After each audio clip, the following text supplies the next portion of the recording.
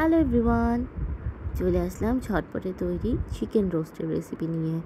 আজকে তোমাদেরকে করে দেখাবো কিভাবে সহজেই তোমরা বাসায় চিকেন রোস্ট বানিয়ে ফেলতে পারো।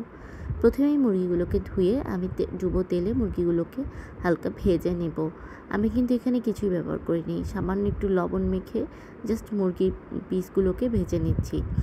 এবং এখানে আরেকটি বড় প্যানে আমি আদা, রসুন বাটা, পেঁয়াজ সব রকমের বাটা দিয়ে তেল দিয়ে এই মশলাটাকে কষিয়ে নিচ্ছি। আর এই যে দেখো বাটিতে, এটা কিন্তু আমার একদম রেডিমেড রাঁধুনির যেই রোস্টের মশলার প্যাকেট থাকে সেটাকে গুলিয়ে নেওয়া হয়েছে।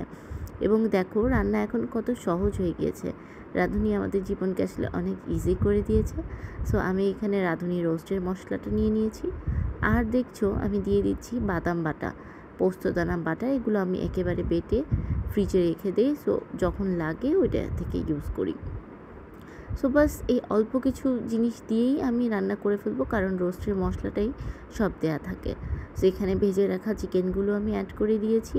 মশলাটা যখন একটু কষে আসবে, তেলটা ভেসে উঠবে, তখনই চিকেনগুলোকে অ্যাড করে দিতে হবে। আর এখানে একদম অল্প আছে আমি ঢেকে রেখেছি, এবং মুরগি থেকে কিন্তু একটা পানি বের হবে, ওই পানি দিয়েই রোস্টের এটা সিদ্ধ হয়ে যাবে মুরগিটা।